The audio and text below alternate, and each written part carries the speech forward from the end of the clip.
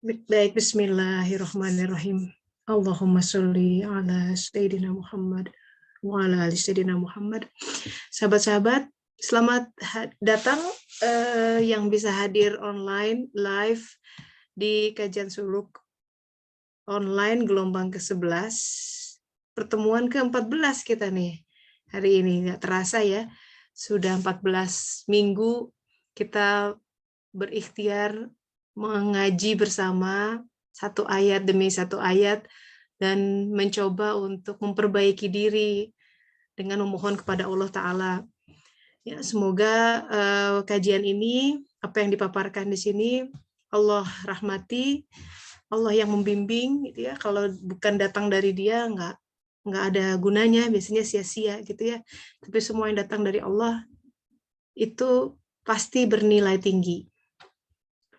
Namun demikian, tak ada satupun sebenarnya dalam kehidupan ini yang tidak ada di dalam kendalinya. Artinya secara esensi, semua yang terjadi ya Allah Ta'ala yang menghendaki.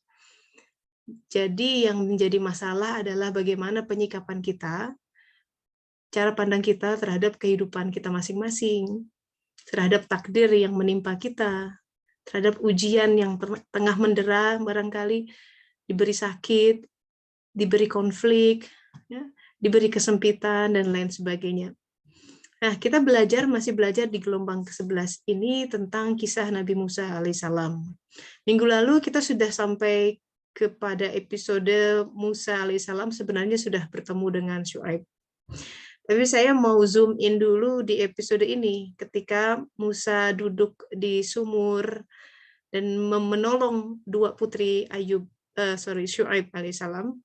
Karena ini berkaitan dengan masalah perjodohan. Nah, kemarin menerima ini hangat ya, di titik ini gitu ya. Jadi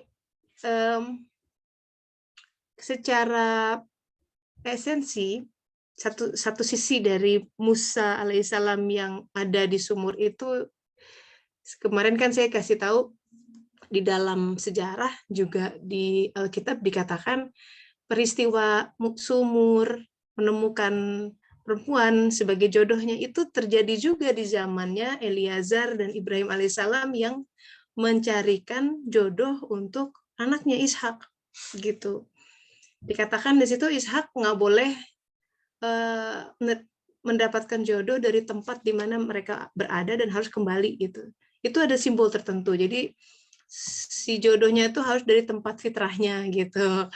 Jadi kehidupan ya, kita di situ memperhatikan bagaimana kehidupan nabi-nabi itu, kehidupan orang-orang yang sudah berserah diri, mau itu waliullah, menjadi demikian bunyi, dan kita bisa mempelajari walaupun sudah bedanya sekian ratus tahun, berabad-abad ya, tapi cerita itu menjadi abadi, sahabat-sahabat, karena mereka berserah diri pada sebuah skenario ilahiyah. Nah, ini yang sebenarnya dalam suluk kita harus tunduk itu di situ, karena hidup ini nggak bisa semau gue gitu, nggak bisa. Kehidupan ini adalah papan catur miliknya. There's a reason kenapa kita lahir di tahun itu, di orang tua yang itu, kondisinya seperti itu gitu. Dalam wujud yang seperti ini ya, kendaraan jiwanya yang ada sebagai laki-laki, sebagai perempuan gitu ya. Walaupun karakteristik dari jiwa itu sendiri harusnya semua orang itu laki-laki, dalam arti laki-laki itu akalnya yang kuat gitu. Makanya ada hadis begini, Siti Aisyah itu adalah seorang laki-laki berjubah perempuan gitu. Nah, ini membahas, memicu sebuah pembicaraan dan diskusi panjang tentang makna gender dalam Islam. Kemarin saya ketemu sama Joram van Clover di Belanda ya. Beliau salah satu mu'alaf yang menarik kehidupannya adalah beliau itu anggota parlemen Belanda, pernah jadi anggota parlemen Belanda, dan sewaktu dia jadi anggota parlemen Belanda itu dia masuk ke partai yang right wing ekstremis gitu. Itu pokoknya benci banget sama Islam. Kata-katanya, komentarnya bikin sakit telinga gitu kalau didengar. Pokoknya sampai dia itu mendedikasikan dirinya suatu hari di tahun 2014 katanya dia mundur dari parlemen gitu. Kalau kita mau mundur dari DPR gitu ya, mundur dari parlemen, dia khusus membuat buku. Dia sudah melakukan sebuah riset, intinya ingin menggali keburukan-keburukan Islam. Nah, ketika dia mendalami itu, kan dia harus buka-buka Al-Quran, ya, bertanya. Nah, ini yang bagusnya dia tidak mengambil keputusan sendiri, dia ambil mengquote gitu ya, tanya orang yang dianggap tahu tentang Islam. Tapi dia ingin, nah kan kamu salah, tujuannya awalnya seperti itu. Akhirnya dia menghubungi Hamzah Yusuf, misalkan Syekh Murad yang di Cambridge University, korespondensi. Apa sih maksud ayat ini? Kenapa? Jadi banyak isu-isu yang diantaranya masalah gender ya. Dalam pandangan orang Barat, perempuan itu makhluk yang diopres gitu di dalam Islam. Mereka berpikir kita dipaksa, perempuan itu dipaksa memakai kerudung. Karena yang mereka lihat berita dari Taliban misalkan ya, perempuan harus pakai burka semuanya. Kalau enggak dipecut misalkan. Nah, itu wah, itu kalau udah kayak begitu dipaksa begitu udah sensitif aja untuk HAM katanya gitu.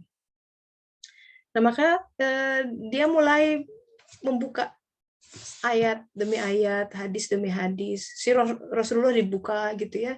Dia belajar buka bukunya Martin Lings dan lain sebagainya.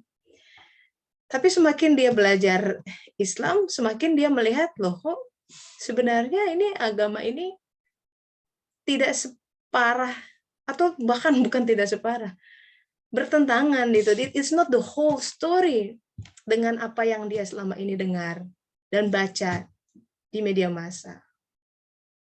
Sedemikian rupa sampai akhirnya di bukunya itu dia cerita ada momen namanya Eureka Moment gitu ya, momen ketika dia gitu ya, malam-malam sambil baca di bukunya berserakan gitu, mau bikin buku tentang anti-Islam.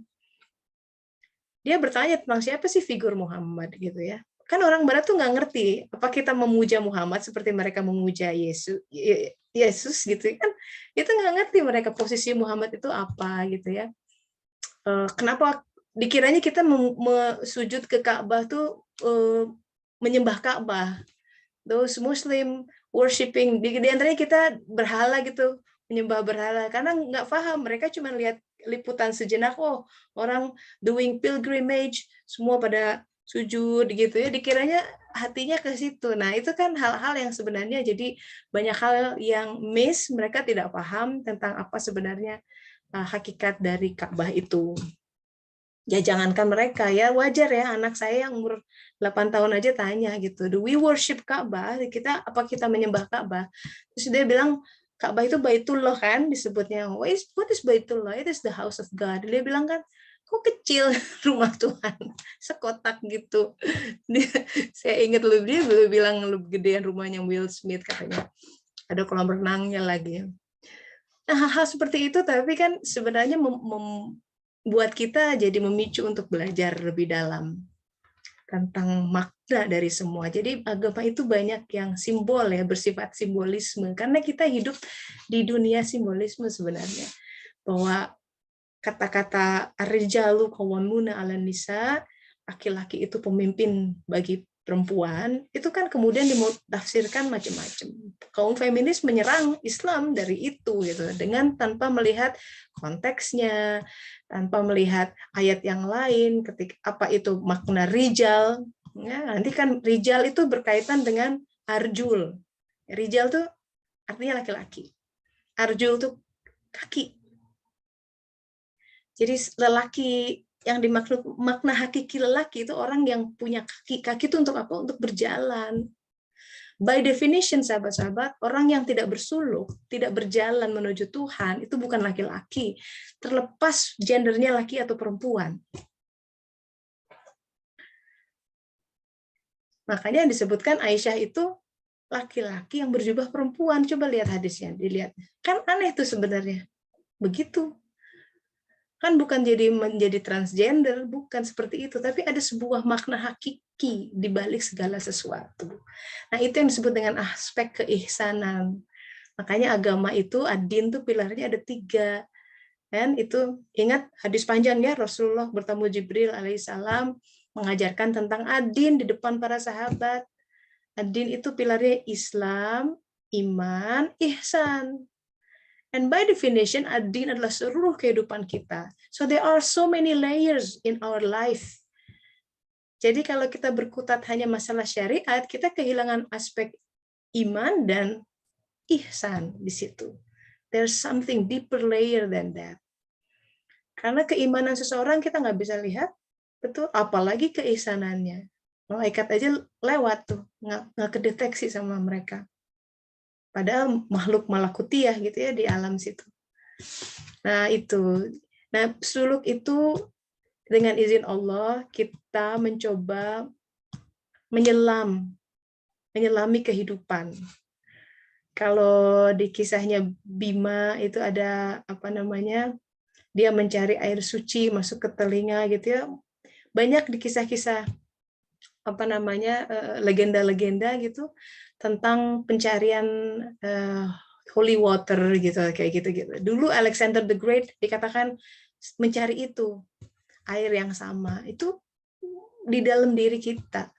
Nah, air ini adalah salah satu hakikat yang ada di sumur. Sumur itu orang datang ke situ kenapa? Karena air. Tubuh kita 70% air, bumi 70% air. Air adalah sesuatu yang esensial dalam kehidupan. Orang bisa nggak makan berhari-hari, tapi nggak bisa berhari-hari tidak minum. Lebih cepat mati. Demikian esensialnya air itu.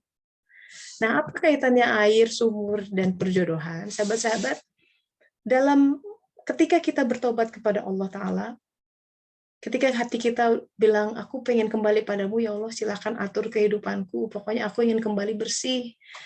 Kalau sudah saatnya aku dipanggil, ingin bersih, benar-benar aku ingin selamat dunia akhirat gitu. Hati kita pengen dibersihkan. Nah, mulai itu yang berserak itu dikumpulkan. Nah, itu doa Imam Ali kalau suka di-quote tuh di kartu undangan pernikahan ya, dan kumpulkanlah yang terserak.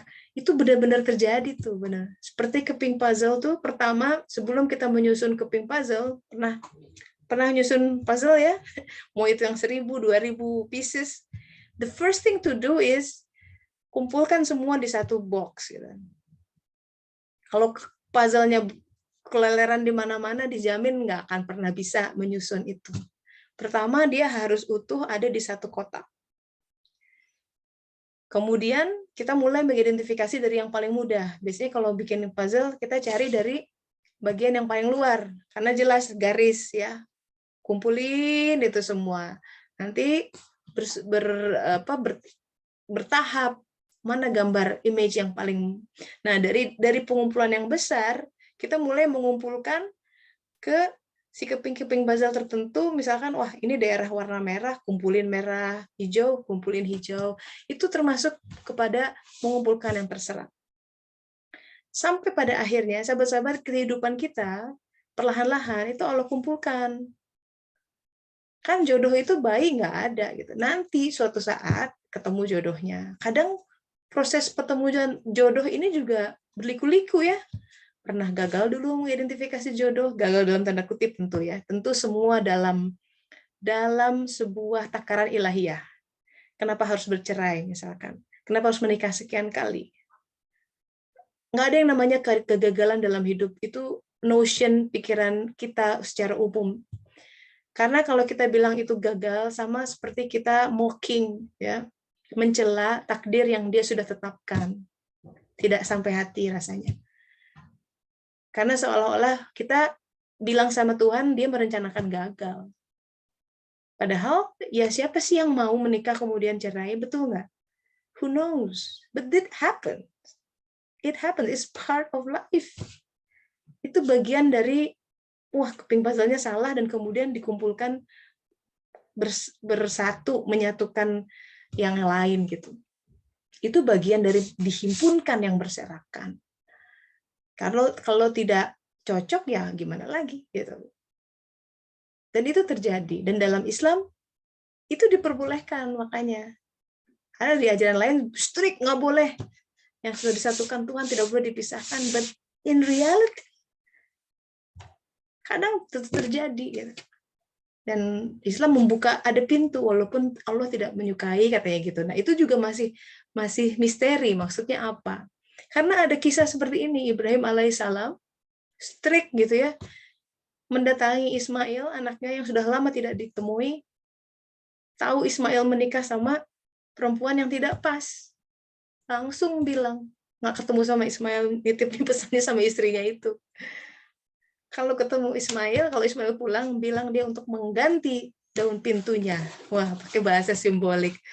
Tapi Ismail begitu pulang, dikatakan tadi bapakmu ke sini. Oh ya, apakah dia memberikan suatu pesan? Ya karena Nabi ya punya ilmu. Begitu dibilang begitu, udah paham dia. Nah pasti tentu mungkin ada cerita tentang ini yang lebih dalam ya, karena Allah tidak akan memisahkan pasangan yang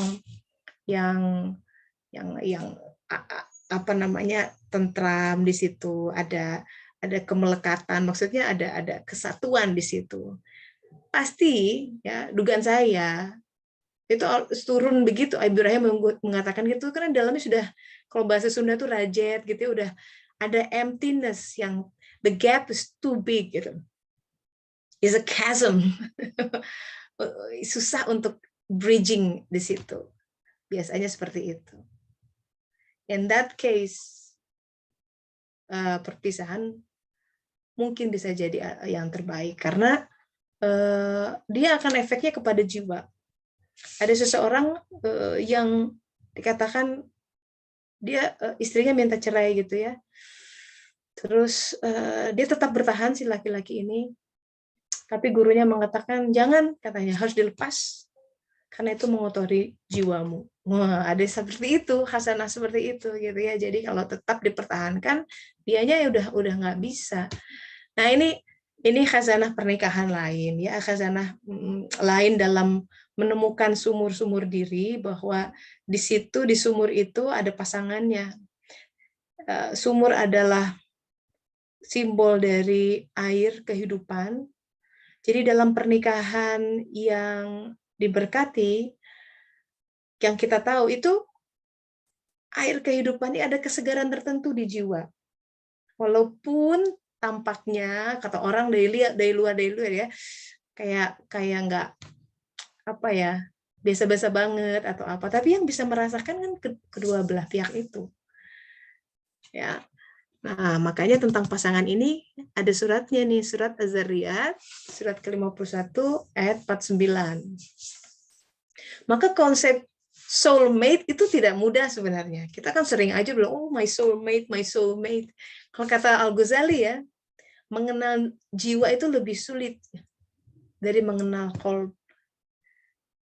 Nah, itu dalam tuh kata-kata itu. Kita harus berarti sebentar, qalb saya yang mana? Nah, jiwa yang mana? Di pelajaran kedokteran anatomi itu nggak ada dikenal jiwa. Kalaupun ada namanya kedokteran jiwa, tapi itu namanya penyakit psikiater. Sama sekali tidak menyentuh di jiwa yang hakiki, tapi dia sebagai sebuah jadi itu simptom di badan kita, di pikiran kita gitu. Tapi sama sekali tidak bicara tentang jiwa. Jiwa itu dibicarakan hanya dalam khazanah agama. Jiwa yang maksudnya nafs ya. So the idea of soulmate adalah sebenarnya begini. Kalau kita mau menemukan pasangannya, atau kita sudah ada yang menikah masing-masing ya, kita nggak pernah bisa mengharapkan pasangan kita untuk memberikan kita kebahagiaan. Jangan pernah seperti itu. That is absurd, pertama. Yang kedua, it out of our hands. Dan memang tidak seperti itu. Kebahagiaan itu kita dulu, dari dalam arahnya, bukan dari luar ke dalam. Kita akan pontang-panting kalau begitu cara pandangnya. Selalu mengharapkan anak kita membahagiakan kita, ya nggak bisa gitu. Kitanya bahagia dulu, dia otomatis. If you are pakai kacamata pink ya semua akan jadi pink gitu, something like that. Jadi kalau cara kita memandang kehidupan yang sudah tepat, sudah benar, rasional kita sudah benar, semua tuh jadi indah. Itu caranya dari dalam keluar. Selama kita masih mengharapkan I wish you like this gitu ya, aku berharap that expectation ya, semakin besar ekspektasi kita sama orang lain, semakin menderita kita. Semakin kita tidak bebas. Semakin kita didera terus oleh satu kekecewaan ke kekecewaan yang lain. So the idea of soulmate adalah cara kita mengenal pasangan ini buat yang jomblo-jomblo ya. Yang semoga Allah ketemukan pasangannya. Cara kita mengenal pasangan sebenarnya harus pertama mengenal diri kita dulu. And then we know what we really need, what we really want in our life. Soulmate. Jadi di sisi lain, karena disebut soulmate, jangan lihat physical. Physical itu tidak hanya bentuk fisik ya, tapi kehidupan juga secara fisik. Kok dia begitu? Kok penghasilannya kurang gitu ya?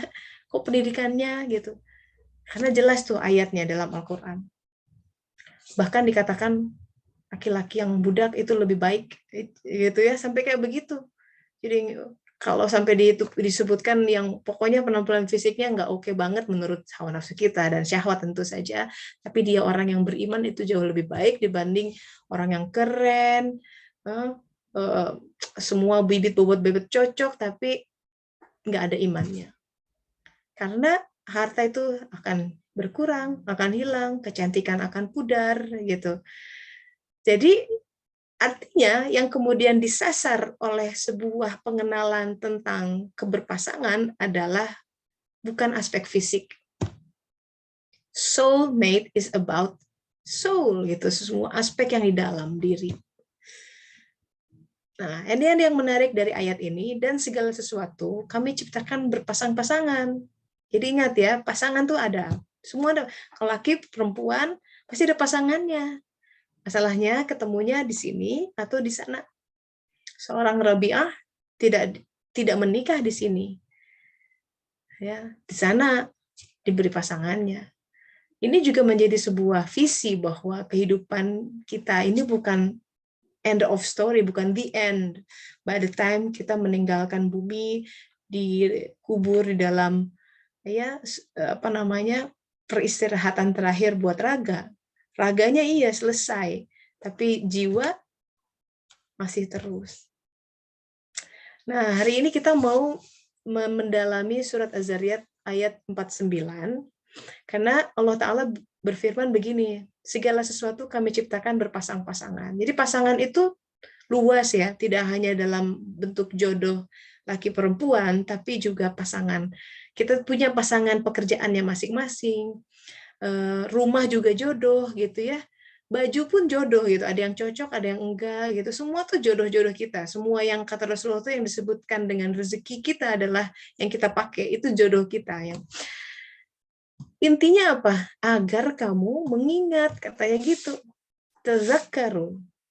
Jadi semua fenomena keberpasangan harusnya ya tidak sekedar selfie romantis, tapi sambil lupa Allahnya di mana gitu.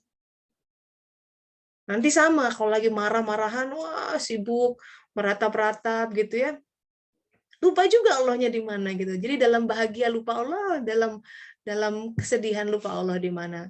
Itu miss artinya. Padahal kita dipasangkan itu agar mengingat gitu, tazakkarun. Sama gini, sholat itu untuk zikir. Jadi di semua hal sebenarnya, dalam semua aspek kehidupan, dia menanti kita di situ. Di titik itu. Every single second, every single breath. I'm here, dia bilang, I'm here.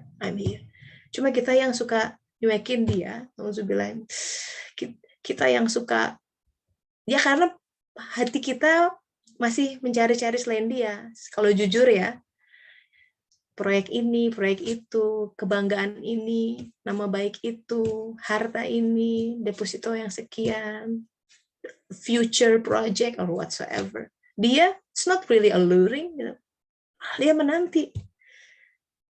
Nah, sekarang kita akan lihat di dalam Al-Quran. Ingat ya, cara kita mengeksplor Al-Quran. Kalau sahabat-sahabat pakai toolsnya konkordansi Al-Quran yang online tuh, saya sudah share waktu itu di WhatsApp group. Tinggal klik di ayat ini, buka 5149, kemudian di kata tazakkarun, diklik maka akan keluar ini. Jadi kata-kata yang mirip ya, exactly the same. Tazakkarun itu ada disebar di dalam 17 ayat. Ini saya summary-kan 17 ayat yang intinya adalah sama, harusnya tazakkarun. Jadi pertama ya, ini urutannya sama dengan ayat di atas nih. Pertama, kalau kita berbuat adil terhadap pengelolaan anak yatim, semoga dengan itu kita menjadi orang yang berzikir kepada Allah. Jadi prinsip keadilan, menyayangi anak yatim, kata Rasulullah, aku dan dia yang menyantuni anak yatim tuh seperti ini, jari-jarinya berdekatan. Waduh, di surga nanti. Itu kan Rasulullah tuh di surga yang paling tinggi. Dengan kata lain, ngurus anak yatim itu besar tuh. Nah, jadi kalau kita lihat di sekitar kita tuh, kadang-kadang ada ibu ya sudah ditinggal suaminya, anaknya masih sekolah, itu perhatikan sahabat-sahabat, itu tangga betul. Urus itu anak yatim sekitar kita. Lalu ikuti apa yang diturunkan Allah. Wah, ini panjang ini. Sekarang pertanyaannya, ada nggak sesuatu yang tidak diturunkan oleh Allah? Ada nggak Tuhan lain yang menurunkannya gitu? Nah, ada ya. Dengan kata lain, ini masalah kebersyukuran. Menerima takdir hidup. Menerima. Itu kunci besar, sahabat-sahabat. Ketika kita menerima, terima dulu. Terima kondisi ini. Ada orang yang tidak menerima bentuk fisiknya dalam arti, aku mau jadi yang lain. Mengubah operasi lah, makanya mengubah bentuk itu bahaya di dalam hadis itu. Kalau dia bukan karena unsur medis atau alasan medis tidak boleh, karena itu ada perihal mengubah ciptaan itu kayak nggak nerima gitu. Di situ etikanya bermasalah besar, tauhidnya. Apalagi sampai ubah, wah rombak total gitu, waduh nauzubillah ya, berat. Jadi ikuti apa yang diturunkan oleh Allah Ta'ala. Sekarang misalkan konsep jodoh ya, wah gimana nih? Ini saya punya jodoh yang hak atau bukan? Ya ikuti dulu. Sekarang by design sudah menikah toh. Fokus dulu sama itu. Karena kalau untuk udahan mah gampang ya. Cuma kan berat ininya apa memang itu atau bukan, itu harus panjang gitu penelusurannya. Tidak bisa sembarangan. Lalu yang bisa mengikuti, jadi yang ketika kita mengikuti apa yang Allah turunkan, itu by definition juga tentang bertasbih ya. Sabbaha, mengalir dengan apa yang dia turunkan. Maka kita akan yatazakkarun, berzikir kepada dia. Kemudian yang berkaitan dengan tazakkarun adalah busyron sebagai rahmatnya. Jadi dalam kehidupan kadang-kadang ada momen-momen di mana angin di dalam diri itu tidak bertiup. Itu dalam fenomena sailing, itu namanya apa sih?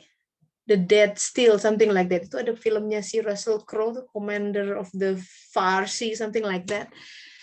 Jadi ada fenomena, kalau zaman dulu kapal itu kan pakai layar. Kapal-kapal besar itu betul-betul mengandalkan angin untuk bergerak, karena mereka nggak punya motor. Kalaupun mendayung besar banget, susah, kecuali mungkin kapal Viking yang dayungnya banyak. Tapi ada fenomena dead calm itu ya, jadi ketika laut, dia ada di samudra yang luas, angin sama sekali tidak berhembus. Dan kalau itu terjadi berhari-hari, orang bisa mati yang ada di kapal itu. Dalam kehidupan, kadang nggak ada angin kesegaran gitu. Dia kok kayaknya nggak ada semangat gitu ya, kok kayaknya boring, numb feelings gitu, nggak ada gairah gitu mengerjakan kehidupan, mengerjakan apapun nggak ada gairah. Orang bilang kemudian, oh that's depression, minum obat. Tapi kadang-kadang yang dia tidak lihat adalah ini sebenarnya jiwanya sedang merana. Yang dia butuhkan tuh zikir pada Allah Ta'ala. Maka di ayatnya coba dilihat nih yang berkaitan dengan yatadzakkarun. Itu dia zikir itu akan berkaitan dengan peniupan bushron. Bushron tuh angin dari ilahiyah, angin yang menyejukkan gitu, yang membuat kita laju, inspirasi datang lagi gitu ya, semangat muncul lagi gitu, kegembiraan entah dari mana tiba-tiba pokoknya asik aja gitu. Itu seperti itu. Kadang-kadang sahabat-sahabat bahagia itu tidak butuh alasan ya. Kita bisa merasakan happy aja gitu, tenang, itu bushron sebagai bagian dari rahmatnya. Dan bushron itu di ayat itu dikatakan yang meniupkan awan, si angin itu membawa awan ke sebuah tempat, ke sebuah lembah, nanti di situ awan tuh berkumpul dan hujan turun. Itu simbol yang luar biasa. Si hujan yang turun, airnya kan dari langit akan menimbulkan buah-buahan. Nanti amal-amal solehnya akan rimbun banyak. Nah, gitu ya. Kita lanjut nih, banyak berkaitan dengan yatazakkarun. Jadi kita di sini satu persatu bercermin ya, satu kata di dalam Al-Qur'an itu demikian dalam. Kita lihat bagaimana agar kita ini memahami kehidupan, memaknai dengan lebih dalam. Kemudian yang patut kita cermati juga tentang yatazakkarun adalah kalau kita mencermati penciptaan langit dan bumi dalam 6 masa. Kita dalami di situ, 6 masa itu kita sudah bahas di kajian sebelum-sebelumnya, yaitu 4 masa penciptaan bumi dan 2 langit, 2 hari, 2 masa. 4 hari bumi, 2 hari langit gitu. 4 hari itu equal to ke 40 tahunan. Ya, makanya life begins at 40. Nabi-nabi itu diangkat jadi nabi di usia 40 tahunan.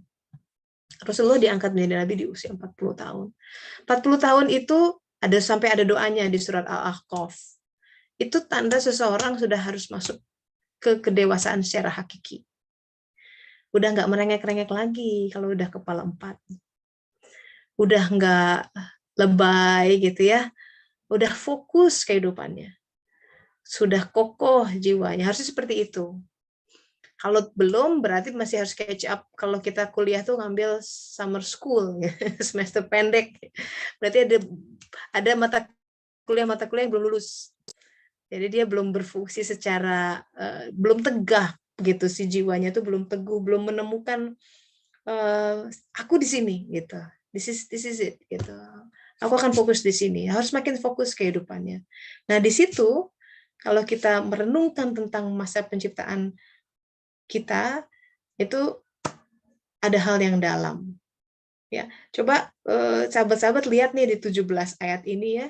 Semua tentang adil, tentang adab memasuki rumah gitu ya. Bagaimana ini berkaitan dengan sebuah keberpasangan sebenarnya.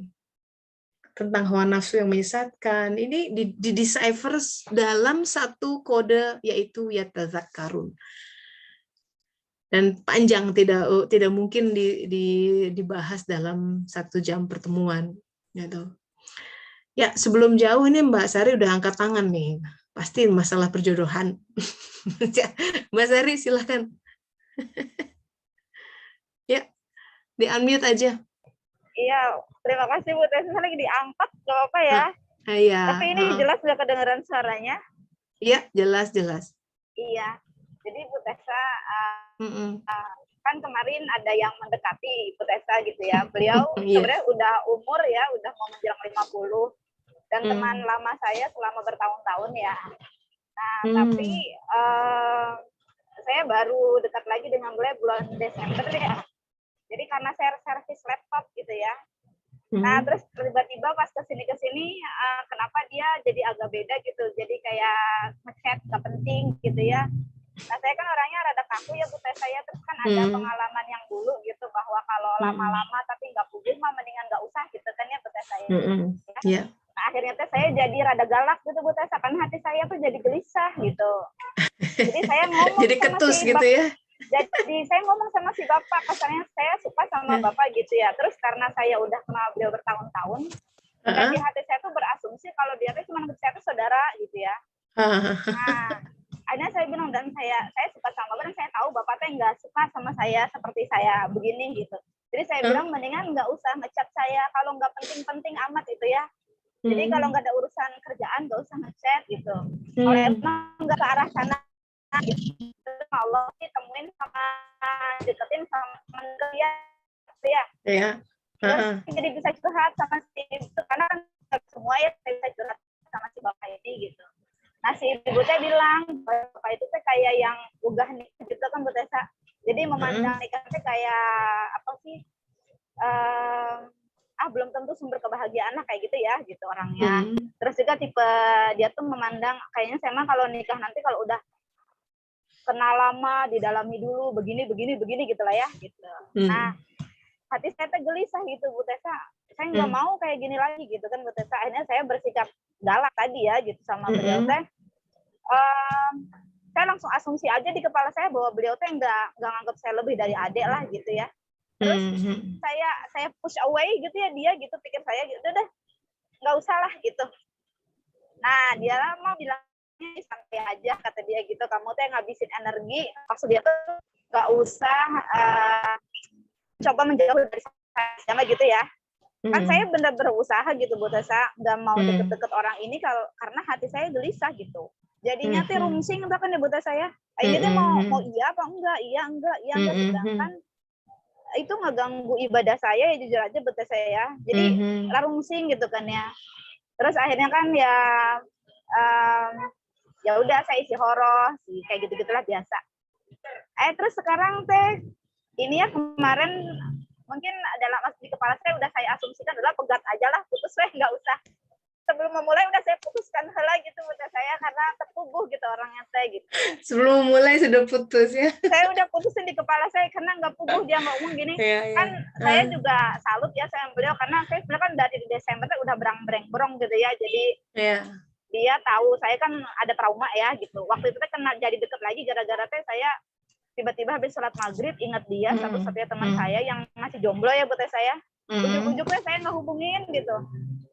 Saya langsung ngomong, Pak saya nggak mau servis laptop, saya mau ngedate sama bapak gitu. Itu udah berapa tahun Bu Tessa nggak ketemu, coba aneh banget nggak itu saya. Sekarang gimana statusnya sekarang? Iya, sekarang ya kata dia santai ya udah santai gitu aja Bu Tessa. Tapi kan buktinya ini gelisah berarti nggak santai. Lain maksud saya tuh yang saya dari kemarin pengen bertanya apakah sikap yang saya ambil ini teh benar gitu dengan tidak menyambut yang dia lakukan itu loh. Jadi kayak yang chat gini lah pasti ngomong betul sa. Mudik ceritanya teh, misalnya mudik. Saya mudik nih. Kan dulu mah kan gak pernah gitu Bu Tessa. Terus pulang lagi ke Jakarta, saya udah sampai Jakarta. Gitu nah. Kenaon itu gitu kan. Terus kan dia karena dia orangnya amanah ya Bu Tessa ya. Itu saya promosiin ke teman-teman saya, dia kan servis laptop ya pinter gitu. Teman saya pada pakai servis laptop dia tuh gitu. Terus dia servis laptop teman saya, dia laporan ke saya, info aja ya, saya tadi malam ke rumah ibu ini. Oh iya gitu. Kan saya jadi ini kunaon lapor terus ya gitu kan. Jadi larungsing tuh berarti semenjak dia tuh semenjak dia chat yang kan selama ini tuh kalau ngechat mesti saya duluan ya Bu Tessa saya karena saya ada butuh gitu. Ya udah gitu aja sih Bu Tessa. Saya nggak mau kejadian lama terulang lagi ya Bu Tessa itu aja. Ya jawabannya Mas Ari udah tahu. Menurut Mas Ari gimana respon seperti itu? Sekarang saya merasa justru lebih tenang Bu Tessa. Ketika saya udah stop gitu. Jadi udah. Jadi nggak kayak hari ini tuh kerja rasanya lebih fokus gitu. Kan baru kemarin ya Bu Tessa saya suruh stop teh gitu. Nah, gini, kalau sholat ya suka kebayang-bayang nggak masuk itu waktu sholat? Kalau Enggak. waktu kemarin kalau kontek-kontekan sering ya gitu, iya masuk ke sholat. Sampai ke mimpi Bu Tessa. Tah, eta. Hati-hati. Pokoknya yang sholat kita itu jadi batu ujian. Apapun yang hadir di saat sholat itu ganggu zikir kita sama Allah, itu sebenarnya sedang jadi sasaran hati kita tuh lagi ngedemen sama itu gitu. Iya. Biasanya hadir tuh. Kita kalau jujur lagi nggak ihsan sama Allah Ta'ala, hadir, harus aduh tepis, hadir tepis lagi, makin sering hadirnya itu makin kuat tuh, istighfarnya banyak-banyak, ditambah sholat sunat, untuk ngebayar menit-menit kita lupa, lagi nggak connect sama Allah Ta'ala. Itu ketika kita nggak connect sama Allah Ta'ala, jiwanya nggak dapat nutrisi.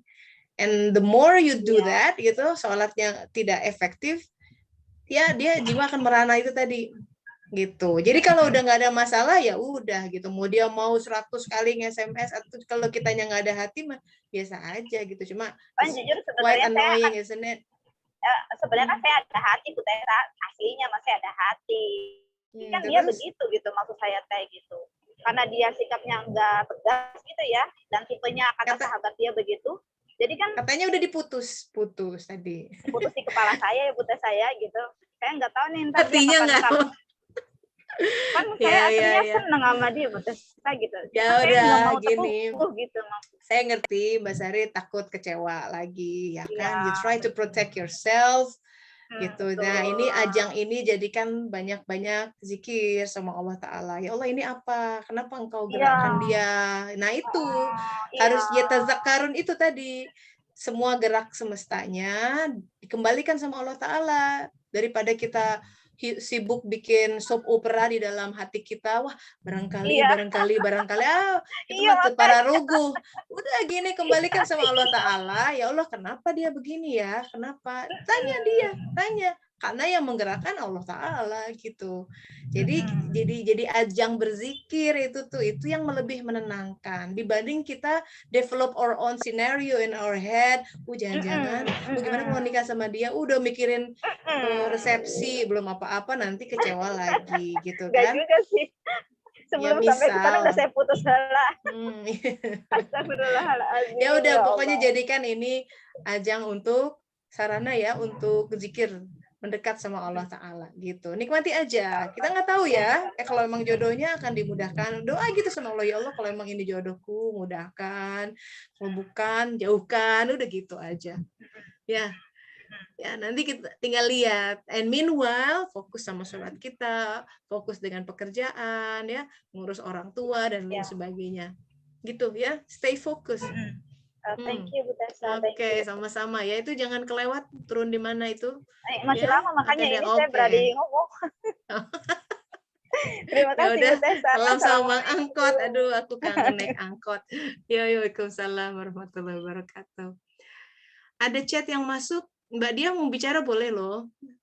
Assalamualaikum warahmatullahi wabarakatuh. Waalaikumsalam warahmatullahi wabarakatuh. Berkaitan dengan jodoh, banyak rahasianya kok pakai tanda kutip tuh. Ada rahasia Allah yang tertulis di dalamnya. Hanya mengingat pada ayat Allah bahwa kebaikan akan dibalas dengan kebaikan. Nih, maksudnya gimana Mbak Dia nih? Pernyataan ini kali ya? Iya Teteh, karena kan kalau tadi ngebahas perjodohannya kan satu ketemu satu ya Teh. Ya kalau pada kasus saya kan udah ketemu tapi bertemu lagi sama yang lain gitu. Itu kan sebenarnya rahasia juga kan. Teteh kan kemarin ngomongin soal itu tapi ya udah berarti kan berpasang-pasangan ya sudah, saya menerima saja saat ini bahwa ya sudah itu sebuah apa ya, sebuah kebaikan yang Allah kasih buat saya, mungkin buat yang bertemu dengan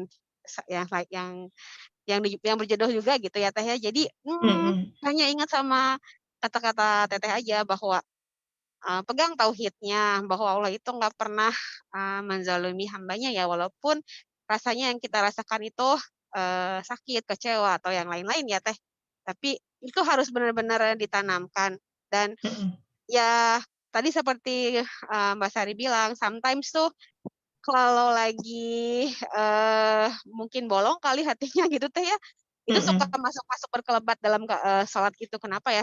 Dikasih Bocor tuh, ya iya tuh. ke situ betul. Terus jadi kan, aduh astagfirullah udahlah, bukan lagi bahwa udah yang Allah kasih tuh pasti baik. Jadi akhirnya ya berusaha untuk menerima dan insya Allah sih teh pelan-pelan lebih tenang. Walaupun sometimes sebagai apa ya, sebagai perempuan biasa yang mungkin pengaruh hormonal dan lain-lain gitu ya teh, ya hanya perempuan biasa gitu. Jadi apa, kadang-kadang muncul perasaan-perasaan yang tadi seperti yang Teteh bilang. Cuman satu pelajaran yang saya ambil dari pertemuan-pertemuan kemarin bahwa kita harus ingat sama urut-urutannya ya Teh ya, bahwa tauhid dulu, bahwa Allah itu ada, kemudian Allah itu nggak pernah menzalimi hambanya, bahwa apa ya, Allah itu pasti tahu bahwa memberikan sesuatu itu sesuai kesanggupan gitu ya. Sudah berarti ya mungkin saya aduh jadi takutnya berpikir ya. Mungkin saya memang Allah menilai sanggup gitu Teh, jadi saya harus menerima Insya ini dan Allah, ya. ya ingat aja bahwa saya selalu ingat sama salah satu surat mungkin kalau nggak salah surat Ar-Rahman atau apa ya saya lupa Teh, antara Ar-Rahman atau Muluk gitu. Di dalamnya ada ayat ya itu tadi bahwa kebaikan itu pasti akan dibalas dengan kebaikan. Jadi ya sudah sekarang berjalan aja untuk selalu berbuat baik, insya Allah nanti ya akan kebaikan juga yang kita dapat. Itu aja sih Teh. Mungkin dari saya bahwa ya sebenarnya Teteh bilang itu kan rahasia ya Teh. Nanti ketemunya sama siapa, ketemunya di dunia atau bahkan ketemunya mungkin nanti di alam yang lain gitu. Ya, Tapi betul. It's jalani. just a Itu aja role sih to Teh yang play. penting. Memang Teteh Ya, betul. kebagian skenario-nya nih ya. Kamu jadi istrinya begini, maka saya boleh bilang genre ya. Jadi ini ke rumah tangga Teteh poligami. Iya betul Teh. Ya, gitu kan. Tidak semua orang seperti itu. Tapi ya, mau poligami, mau monogami, semuanya ada ujiannya, bener nggak? Emang yang monogami enak? Enggak juga gitu. Semuanya juga ada ujiannya masing-masing. Nah, jadi in every single role itu ada ujiannya. Ingat ya, kita lagi naik pentas dunia. We are on the stage. Masih hidup soalnya. Yang nonton tuh banyak, sahabat-sahabat. Itu dibilang Allah menyaksikan nabi-nabi ya, walaupun sudah kita seolah tinggal nama, udah meninggal badannya, ini mereka ada di alam lain dan menyaksikan kita. Rasulullah SAW menyaksikan kita. Jadi kita berjuang agar menjadi hamba yang dibanggakan dia gitu. Suatu hari ya, Rasulullah tuh pernah menerawang gini, menerawang. Ini kan poligami salah satu menegakkan, karena salah satu yang disasar oleh Barat terutama ya, misalkan, wah Rasulullah demen cewek gitu. Aduh, nauzubillah ya, saya nggak tegang ngomongnya. Tapi itu kata-kata tajam, tuduhan yang mereka sampaikan karena tidak paham kok nikah dengan orang banyak. Padahal nabi-nabi Bani Israel tuh istrinya rata-rata berpoligami. Nabi Ibrahim gitu ya. Sulaiman alaihissalam istrinya banyak. Tapi mereka kan nggak lihat khazanah mereka sendiri gitu. Jadi ada rahasia di situ. Saya bilang apa enggak ya? Coba lihat lagi nanti ya. Just ini buat Teh Dela misalnya. Teh Dia. Bukan kamu Del. Mbak Dia yang memang apa namanya kadar. Jadi skenario yang Allah beri nih ya. Kan ada di Lauh Mahfuz Teh ya. Kita harus beriman ya, betul, itu gitu. Bahwa dihadirkan, oh ini Teh berarti takdir hidup saya. Ini qadar. Di situ Teh tempat kita grow. Tempat kita bertumbuh. Di situ tanahnya. Karena Allah itu menanam, sang penanam yang paling baik dan presisi. Saya tadi bikin tulisan tentang tumbuhan itu akan tumbuh di tanah yang paling bagus. Saya udah pengalaman sendiri bercocok tanam. Saya ini beli benih bunga matahari ya di supermarket. Asalnya kecil kan, si embernya segini-gini. Lama gitu, berkecambah satu. Oh pindahin ke pot gede, potnya segede gini.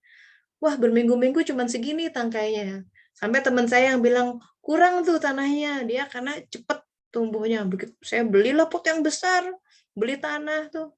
Bener tumbuh, sekarang sudah berbunga. Wah indah sekali. Jadi selama tanahnya nggak diganti, lama tumbuhnya. Benih itu, pohon itu jiwa di dalam. Itu yang dilihat. Tidaklah rupamu, hartamu nggak dilihat, ketakwaanmu. Di mana yang Allah maksudkan di situ ketakwaan? Di jiwa. Semua tuh bicara tentang soul, jiwa. Ya ayuhan nafs mutmainnah, itu jiwa. Alastu birobikum, itu jiwa yang bersaksi. Suluk itu mengajak kita mengenal jiwa kita. Karena tanpa kita mengenal jiwa kita, man arfa nafsahu faqad arfa rabbahu. Barang siapa mengenal jiwanya, mengenal Robnya. Penting ini, penting beneran. Barang siapa mengenal nafs, mengenal Rob. Kalau kita nggak kenal jiwa kita, nggak kenal dengan jati diri kita yang sejati, nggak kenal dengan siapa diri kita, dan tidak akan mungkin kenal kalau kita sudah menolak diri kita, menolak kehidupan kita, kuku lutus gitu ya, selalu mencaci kehidupan yang ada, tidak mengagungkannya, Rob tidak akan dikenal. Padahal pertanyaan pertama, begitu buka mata di alam barzah nanti, kita dikubur ya, yang nguburin udah pergi sekian langkah, datang malaikat, man rabbuka. Wah, gelagapan. Nggak pernah tahu. And that's for me, that's my worst case scenario gitu. Itu paling nightmare aku ngomong. Dan kita nggak bisa kembali lagi. Dan udah. Jadi kita mending istighfar banyak-banyak. Ya Allah, husnul khotimah. Husnul khotimah itu harus diminta dari sekarang. Nggak bisa udah megap-megap minta husnul khotimah, ya aduh udah agak telat gitu. Ya, jadi alhamdulillah kalau Teteh ya Mbak Dia sudah bisa menyebut bahwa nggak mungkin kan Allah memberi sesuatu. Itu tauhidnya dijaga dulu. Di situ kekuatan sumber kita, sumber kekuatan kita. Kadang ya manisnya itu baru kita mulai rasakan di usia 60-70 tahunan. Makanya Rasulullah tuh bilang begitu, ada hadisnya, masa panen umatku itu usia 60-70 tahun. Jadi sekarang tuh masih babak belur ya, sumpah keringat, anak-anak juga masih kecil, nanti 60 tahun anak-anak udah gede, dia akan balik, mama begini, mama. Dia akan jadi saksi-saksi kita, saksi hidup bagaimana kita menjaga gitu ya, bagaimana kita menjaga lisan, bagaimana kita appreciate, bagaimana perjuangan kita just to stay put ya, and then never gives up gitu. Nanti sekarang mah di usia kita wayahna gitu ya, nyangkul, bersimbah peluh ya nggak apa-apa gitu, jalani aja ya. Seberat-beratnya tuh ya kita tuh masih tidur aja di kasur spring bed. Ya kan, kasurnya empuk lah maksudnya gitu lah, nggak mesti spring bed juga, kasurnya empuk, tenang, makanan ada terus ya kan, bener nggak sih? Nah itu, jadi ya coba selalu pandang kehidupan dari sisi yang baik gitu ya, karena dia selalu yang memberikan yang terbaik. Alhamdulillah. Wah Mbak Dia, memang saya pernah tanya nih ya sama istri ya, seorang perempuan yang memang qadarullah harus berpoligami. Saya tanya begini, apa sih yang paling sulit gitu? Kenapa ini jadi momok buat kaum perempuan? Dia bilang gini dalam testimoni dia ya, karena ini masalah berbagi ya. Kita membagi sesuatu yang so dear to us. Coba bayangkan ya. So dear buat perempuan tuh ya, sangat itu masalah misalkan hubungan seksual gitu ya. Bayangkan suami kita berhubungan seksual dengan perempuan lain. Itu kan bener nggak? Dan sah gitu. Itu tidak mudah. Allah lihat, yes, Allah kasih ganjaran, ya someday tahan dulu. Kalau kata Rasulullah tuh sabar ya demi aku kayak gitu. Tapi kalau tahan aja, sabar, suatu saat kita akan reap the benefit. Ada suatu hadis yang mencengangkan begini, at the end of the day, orang-orang yang benar itu yang tertawa. Orang yang salah itu di sini ketawa-ketawa, di sana nangis. So, mending yang mana? Kita ketawa di akhir Kalau kata biasa, kalau hawa nafsu bilang ya ketawa-ketawa dari sini sampai akhir, that doesn't work that way. Kita sudah belajar mengenai hukum kehidupan bahwa ujian itu akan turun. Nabi-nabi itu ujiannya paling berat, sahabat-sahabat. Coba yang namanya Nabi Yesaya, itu ada nabi namanya Nabi Yesaya, itu bahasa Inggrisnya Isaiah. Dibelah, jadi beliau dikejar-kejar. Kata pohon bisa bicara ya, dia bisa sembunyilah di dalam aku. Jadi pohon membuka dirinya, si sang nabi masuk, itu ajaib itu. Tapi dibocorin sama iblis tuh. Orang nggak tahu di dalam pohon itu si nabi ada di situ. Iblis biasa ada di dalam. Si pohonnya digergaji. Dengan itu tubuhnya terbelah. Ya kita, makanya Rasulullah tuh marah. Suatu hari ada yang ngeluh, ya Rasulullah, gimana sih kehidupan teh meni berat-berat gini, ya Allah, gitu. Susah, segala serba susah, nunggu juga lama, doa gua. Dia marah, berubah mukanya. Kamu tuh ya, kalau zaman sekarang kali gitu. Kata-katanya. Orang zaman dulu itu. Jadi beliau menceritakan jenis-jenis siksaan ya yang harus ditempuh oleh orang-orang yang untuk mempertahankan imannya. Jadi ada yang dimasukkan ke barelnya penuh dengan paku-paku tajam yang besar, terus dia digelundingkan dari atas bukit, gelundung-gelundung itu berarti pakunya nancap-nancap semua tuh, kejam-kejam. Itu bukan di Islam tuh. Kalau yang lain tuh suka kejam-kejam. Di Islam nggak ada martirdom harus badannya nggak ada.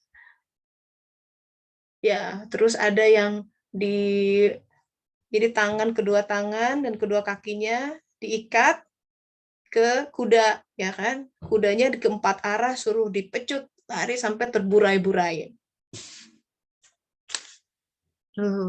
Ngeri ya. Kalau kita mikir kayak gitu, alah kita mah masih bisa ngafe, gerak. Ya, jalan juga, ya nggak perlu jalan. Kalau Nabi Musa tuh jalan beratus kilometer tuh dari Mesir ke Madian sampai sepatunya hancur udah sampai nyeker. Kita kayaknya nggak pernah ada kehidupan sepatu sampai hancur dan nyeker, malah sepatunya ada macem-macem. Ya nggak sih? Aduh kayaknya malu deh pokoknya kalau kita masih ngeluh, cuma ujian segini diketawain kan. Cuma segini udah nangis-nangis gitu. Ya tapi itulah, karena kita juga manusia ya, makanya sumber kekuatan itu dari Allah Ta'ala. Jadi kalau Allah tidak beri kekuatan, kita teh lemah banget gitu. Gampang kayak bayem, gampang rapuh gitu. Allah, minta sama Allah. Sumber kekuatan, la haula wala quwata illa billah. Kekuatan itu cuma dari dia. Ustadz atau apa cuma bisa doain. Yang memberikan sumber kekuatan tetap Allah Ta'ala. Ya. Ada yang masuk di chat nih. Sebentar. Love you too, Wiyose. Mbak Ade mau, sebentar, sorry. Banyak cerita tapi belum bisa sharing di forum karena terlalu banyak yang diceritakan. Ya udah, boleh nanti japri gitu ya. Baik, sahabat-sahabat, ada yang mau share or give opinion or tentang ini topik kita hari ini. I encourage you to study this one by one. Ini ayat-ayatnya di capture nih ya, cetrek gitu. Ini 17 ayat yang berkata tentang satu kata, yaitu yatazakkarun. Karena ini berkaitan dengan surat Az-Zariyat tentang berpasang-pasangan. Jadi kalau mau baca Quran, wudhu dulu ya. Sholat dulu kalau bisa. Karena kalau hati nggak bersih, nggak kebaca hati dari dalamnya gitu. Minta Allah yang mengajarkan. Jadikan Al-Quran bunyi buat kita. Biasanya gini, orang yang baca, 2 orang baca, 2 orang pemahaman. Itu yang ajaib. Dia akan berfungsi sebagai cermin. Seperti itu. Ya, silakan. Masih ada waktu. Yang mau unmute, say something, boleh silakan. Go ahead. Langsung dibuka aja. Mbak Ayu masih di Den Haag ini? Kemarin ketemu Mbak Ayu lagi sibuk. Malam ini ada itu kan? Dia jadi panitia tuh. ada acara di Kedubes ya? Iya, pagi ini di gereja Klosterkerk teh. Dirimu kan panitia? Interfaith Dialogue enggak, kalau itu enggak, itu lebih ke panitianya NICMCR, Netherlands Indonesian Christian Muslim Interfaith Dialogue. Interfaith Dialogue antara Muslim dan Kristen.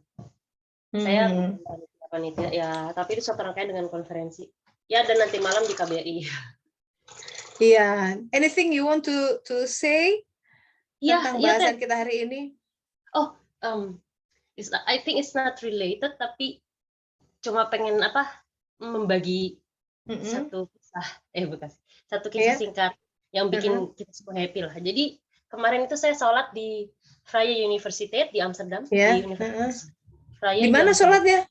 Emang ada musola? Di mana? Ada lantai 1 teh. Oh, alhamdulillah. Ya, dan ya beserta tempat wudhu lah ya, jadi proper lah gitu. Ya walaupun ya itu sudah alhamdulillah karena dia universitas Protestan ternyata. Iya betul. Ya, pokoknya ya. Ya pokoknya Kristen nanti dilihat. Iya, kalau tidak salah itu. Nah, ada perempuan ya sesama Muslim lah ya, karena dia sholat di situ. Saya pikir mungkin Maroko atau Turki karena kebanyakan Muslim di Indonesia di Belanda itu kalau nggak Maroko Turki. Dia nanya ke teman saya di sebelah saya gitu. Kamu dari mana? Oh, saya dari Indonesia. Terus dia bilang, oh, kalian adalah the best people, the best. Wah, masya Allah. Kenapa tuh? Itu. Kenapa, DJ? Ya itu bikin terharu sih teh. Saya kurang tahu kenapa, tapi ya mungkin kebanyakan dari kita kan toleran ya teh ya. Dan ya saya sih bisa mencontohkan salah satunya mungkin dari cara berpakaian kita ya tidak terlalu yang strict kan teh gitu. Terus ya memang kita juga banyak ya ramah lah, terutama yang studentnya kan ya. Pasti dia punya pengalaman pribadi tuh sama orang Indonesia. Ya tapi kebanyakan dari orang sini di Belanda yang bule-bule yang saya kenal, mereka selalu bilang memang orang Indonesia yang Muslimnya juga terutama gitu, itu ramah-ramah gitu. Alhamdulillah ya. Ya itu jaga seperti itu ya. Jadi membawa harum bangsa kan. Ya, betul. Ya saya juga pernah ngobrol sama tukang daging orang Turki Indonesia. Ya. Dia ngambil aku, "Hey Indonesia." Bukan nama aku, "Hey Indonesia." "How are you Indonesia?" Alhamdulillah. Dia bilang, saya tanya kan, "Indonesia Muslim the best," dia bilang. Why? Ya, dia bilang kalau dia umroh, yang Muslim lain itu kasar. Indonesia, monggo, silakan. Iya. Terkesan dia di situ. Nah, itu namanya dakwah bilhal. Ini baru katanya Muslim, katanya gitu. Itu. Jadi dia ya akhirnya kan yang orang lihat attitude kita ya sama orang lain tuh. Betul. Jadi mesti bawa diri gitu. Dimanapun ya kita juga kalau sebagai seorang ibu ya misalnya bilang, "Nak, harus sabar." Sementara kita sama pembantu dia anak kan lihat something's not ya. Jadi anak akan meniru apa yang kita lakukan. Cara kita memperlakukan orang di bawah kita dalam tanda kutip ya, itu kan sebenarnya bukan di bawah kita, itu again simply role to play, kebetulan gitulah ini. Tapi bagaimana menghargai sesama, dia akan menyerap tuh, dia akan menjadi menghargai sesamanya ketika lihat orang tuanya begitu. Kalau lihat orang tuanya juga sama misalkan pegawai mall ngomongnya aja, coba dia ditiru, itu jelas itu mah bakal ditiru semuanya. Jadi jangan kaget kalau misalkan anakku kayak begini. Iya, dari mana ya gitu. Dari mana lagi gitu. Mbak Ayu, alhamdulillah, wah senang ya kalau dengan seperti itu. Iya, yaudah keep your stamina, Malam ini ada gala dinner ya. Iya, betul. Oke. Bu Tessa dari Mas minta tolong doakan untuk interview beasiswa. Oh iya, beasiswa ya. Semoga semoga Mbak Sari diberikan yang terbaik ya, dapat nggak dapat pokoknya Allah sudah tahu tuh di Lauh Mahfuznya sudah ada yang sudah disiapkan. Kita doakan sama-sama buat Mbak Sari ya. Al-Fatihah. A'udzubillahi minasyaitonirrajim. Bismillahirrahmanirrahim. Alhamdulillahirabbil alamin. Ar-Rahmanir-Rahim. Maliki. Iyyaka na'budu wa iyyaka nasta'in. Shiratal mustaqim. Shiratal ladzina. Amin, Mbak Sari ya. Semoga di himpun yang berserak itu. Tadi beasiswa juga bagian dari jodoh tuh. Kalau belum jodoh mah nggak akan. Kalau tuh udah jodoh datang gitu. Dari Mbak Evi, Waalaikumsalam, Bu. Bagaimana memahami diri kita sebelum memahami pasangan kita? Waduh, iki satu gelombang ini, Bu. Ini pertanyaannya panjang, sangat luas. Tapi ginilah, memahami diri kita itu mulai dari membaca apa-apa yang sudah dihadirkan. Kita bisa dari akal ya. Pertama, orang tua. Jadi gini, makanya saya encourage wajib bikin buku biografi diri dalam tanda kutip. Itu kan ada timeline tuh. Saya lahir di mana, sekolah di mana, pernah jatuh gitu ya, pernah kecelakaan apa, pernah dizolimi di mana. Saya suka begini, saya suka melukis, saya punya potensi ini, pernah memenangkan lomba nyanyi misalkan, Oppo itu maksudnya gitu ya, tapi memang saya suka nyanyi misalkan, seperti itu. Baca diri, every single thing. Aku tuh sukanya pilihan warna pun itu berbicara tentang sesuatu. Aku sukanya pakai baju warna ini gitu ya. Model ya kan, modelnya seperti itu. Itu dibaca semua. Baca juga hal-hal yang Allah mudahkan. Nah, Allah yang mudahkan, kok aku pinter matematik ya, tapi geografi jeblok gitu. That's me, geografi 6. Tapi lumayan, nggak merah juga. Jadi, tapi kalau spesial gitu, aku bisa gitu. Misalkan nggak pakai peta gitu ya, nggak pakai tom-tom, bisa nggak tersesat. Nah, kayak gitu-gitu kan harus dibaca. Yeah. Something like that. So I encourage you bikin buku. Kalau lagi ini itu bagian dari kita mentafakuri diri kita, membaca kitab diri. Coba dari kecil sampai ini tulis. Beda tuh kalau ngetik, tulis tangan.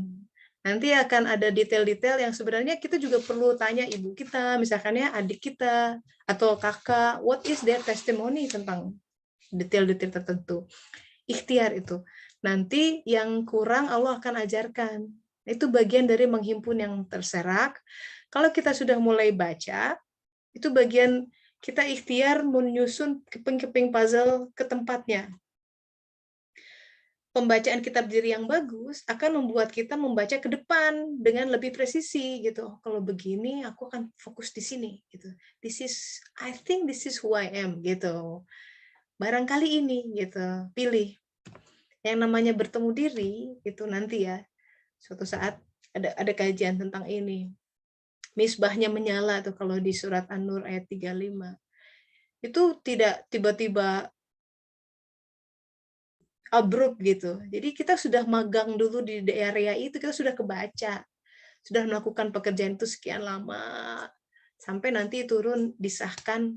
Nah, itu awaludina ma'rifatullah. Itu sudah segel orang yang disebut dengan al-mu'min. By definition orang yang disebut syuhada yang sejati, itu yang sudah menyaksikan Allah Ta'ala bertajalli dalam dirinya. Makanya saya bilang, Bum, ini panjang ininya, tapi ya kita coba diurai di dalam kajian suluk ini ya. Semoga bermanfaat gitu. Ya, terakhir, Yos, kamu kenapa tiba-tiba ngirim? Pasti ada sesuatu yang menyentuhmu ini di antara sekian. Ya, mana Sali? Yos, are you there? Atau lagi ngoperasi, lagi di jalan? are you able to unmute? Nggak bisa. Oke. Ya, ayo satu lagi boleh. Siapa Mbak yang? Assalamualaikum. Ya, waalaikumsalam warahmatullahi wabarakatuh. Siapa nih? Mbak Ita, Mbak Tessa. Oh iya, ini namanya belum diganti. Jadi kan. Monggo. Iya, Kenapa Mbak Ita? Enggak, tadi mau bilang aja tadi bener sih kata yang tadi yang jemaah Indonesia itu dikenal di mana-mana kan, di Perancis juga begitu. Bahkan Tetesa waktu saya dulu saya kerja ya jaga anak tuh sebelum ada anak sebelum hamil gitu. Itu orang bulenya tuh yang bos saya bilang, aduh jangan berhenti dong, saya kan mau resign tuh, jangan berhenti dong katanya, aduh sampai ngemis-ngemis gitu kan, cariin lagi dong orang Indonesia, dia bilang gitu. Aduh nggak ada, saya kan waktu itu masih baru ya, zaman baru internet, zaman fresh start, baru kenalin juga tuh di situ. Jadi akhirnya saya cari ini teman saya yang orang Muslim Afrika. Jadi udah alhamdulillah paling nggak jauh-jauh gitu kan. Dan agen travel haji juga mereka memang bilang jemaah Indonesia emang luar biasa sih Tetesa. Jadi nggak hanya di Belanda atau di Eropa, di mana-mana sih saya bilang kalau udah ketemu orang Indonesia mereka udah kayak saudara gitu. Gitu. Masya Allah. Dan saya mau saya mau sharing yang tentang itu jadi ikutan juga nih. Tapi udah sempet nggak ya Teh ya? Udah jam waktunya. Mau share tentang yang jodoh itu jadi tergoda juga sih. Cuman sebentar aja. Kenapa? Kenapa? Ya kasih kan, bonus-bonus. 10 tahun pertama, 10 tahun kedua, 10 tahun ketiga kan Teh ya. Singkatnya yang saya ingat nih. Jadi jodoh saya ini memang yang sekarang ini benar-benar saya nggak pernah sama sekali. Inilah dia istilahnya, sebelumnya nggak pernah kenal laki-laki lain, cuma dia aja gitu kan. Jadi 10 tahun pertama saya ingat lagi sih flashback waktu SD kok saya dilesin bahasa Inggris ya gitu. Jadi saya belajar bahasa Inggris padahal kan zaman dulu dari 10 saudara saya nggak ada tuh kayaknya kecuali saya dan adik saya, dan yang benar-benar memang konsisten tuh saya yang belajar bahasa Inggris dari SD sampai kuliah, jurusannya pun juga bahasa Inggris, apa nggak mau muntah ya. Jadi kan itu tadi pengenalan saya terhadap bahasa asing mungkin juga akan dikenalkan nanti setelah kesini saya nanti misalnya di perjalanan traveling atau dengan suami saya ya Teh ya. Dan yang kedua di SMP tuh saya kok demen banget nyatet buku diary yang detil-detil banget gitu. Sampai buku-buku saya koleksi, sampai robek pun sedikit yang ada cuma halaman beberapa huruf ya Teh. Saya nggak mau itu robek, saya cari di mana, saya kumpulin lagi. Jadi segitunya saya sama buku, majalah dan seabrek lainnya gitu. Dan akhirnya mungkin saya jadi penulis dan jadi ngeluarin Masya Allah kan buku-buku gitu Teh ya, dan jadi wartawan. Kemudian di fase yang ketiga, saya kok jadi gambar Teh. Saya gambar gila-gilanya gambar artis yang lagi ngetop tuh zaman SMA Teh, Paramitha Rusady. Itu saya demen banget. Ternyata kok dia nikahnya sama orang bule gitu. Terus saya juga demen juga gambar tuh laki-laki bule gitu. Itu dari samping Teh, itu saya ingat banget, sering benar saya gambar itu, sosok itu dari samping, yang rambut yang alisnya tebal, yang hidungnya mancung, pokoknya yang alhamdulillah Masya Allah kok setelah saya nikah kok kayaknya seperti kamu loh yang saya gambar dulu gitu. Iya gitu ya. Waduh. Tapi ngomong-ngomong, saya tuh tergila-gila sama MacGyver dulu, tahu ada film MacGyver? Itu beda yang saya sampai sekarang. Ya jadi beda-beda memang ya. Dan di fase yang ketiga itu juga saya memang lagi demen-demennya belajar bahasa Perancis gitu. Jadi memang Allah persiapkan banget. Ini Inggris nih udah belasan tahun, udah kita fase yang kamu udah gambar calon suami kamu, mungkin udah gitu. Nah ini loh bahasanya yang bikin kamu nanti komunikasi dengan beliau gitu. Jadi itu satu contoh sekumit sih pajal-pajal yang saya kumpulin sedikit yang saya ingat. Ya, ma khalaqta hadza batila ya. Masya Allah. Semua Masya Allah, semua terjadi. Nah itu, tapi memang gini ya, kompleks kehidupan itu. Tapi kita akan semua lihat pada intinya, jadi nggak linear tuh kayak misalkan tadi ya Mbak Ita bilang, aku dulu belajar bahasa Perancis tiba-tiba dapat ya di Perancis. Jadi yang sedang belajar bahasa Jerman belum tentu ya, tapi kita nggak pernah tahu. Jadi nggak pernah linear, tapi ikuti semua itu dengan ketakziman, dengan sebuah kerendah hatian, dengan sebuah ihsan bahwa dia yang menghadirkan. Jadi jangan lihat fenomenanya bahwa itu datang dari dia. Dengan tauhid seperti itu, makin tinggi kita daya tauhidnya, apapun yang datang itu sampai kayak Umar harus bilang seperti kayak itu. Aku tak peduli kata-kata Umar. Yang terjadi pada menyenangkan atau tidak menyenangkan, karena yang dia lihat bukan fenomenanya, tapi dia yang mendatangkan itu semua. Nah, kalau itu sudah cinta sejati lah itu kalau begitu. Semoga kita sampai ke sana, sehingga apapun yang terjadi dalam kehidupan kita, kita tenang, karena kita sepenuhnya ada dalam genggamannya, aman. Yang nggak aman tuh ketika kita menggenggam-genggamkan diri gitu, maksudnya pengen ngatur-ngatur sendiri, pasti runtuh, pasti kacau, pasti tersesat. Tapi kalau kita bilang, ya Allah, genggam aku, genggam kehidupanku sepenuhnya, sudah aman. Apapun yang terjadi, kita sudah tahu, oh ini sudah Allah atur kan, saya sudah menyerahkan diri saya, memang seperti ini harus dihadapi, hadapi dengan gagah perkasa dari dalam ya, dengan keyakinan bahwa pasti ada yang baik, pasti ada yang baik. Bismillah. And with that, we conclude our session of today for today. Semoga bermanfaat ya, semoga makin menguatkan langkah kita dalam mendekat pada Allah Ta'ala. Karena itu ujian cinta gitu ya, ujian cinta. Seorang syekh sebagai penutup ada kisah nih. Seorang syekh bilang cara dia memilih murid-muridnya yang betul-betul ingin mengikuti dia. Suatu hari dia tes tuh murid-muridnya, dia lemparin pakai batu kerikil. Ada yang menjauh, ngelutuk-ngelutuk, kok aku dilemparin? Murid-muridnya yang tersisa adalah yang, Syekh kenapa dilempari batu, tapi dia tetap datang. Karena dia yakin kalau Syekhnya melakukan itu for a reason. Itu baru guru ya, Syekh. Coba Allah Ta'ala kadang menggenggam kita dengan bara. Panas, ya Allah, ini gak enak gitu ya, sakit ya Allah. Jangan lihat baranya, lihat tangan yang mendatangkan bara itu. Dia. Di balik itu ada sesuatu. Kita sedang disembuhkannya. Ya, kita sedang disucikan untuk sebuah kebaikan yang lebih abadi. Jadi stay positif, tetap husnuzon selalu sama Allah Ta'ala. Dia yang terbaik. Alhamdulillahirrabbilalamin. Kita tutup dengan doa akhir majelis. Subhanaka Allahumma wa bihamdika asyhadu an la ilaha illa anta astaghfiruka wa atubu ilaik. Alhamdulillah. Terima kasih sahabat-sahabat sharingnya. Semoga minggu depan kita lanjut. Mangga.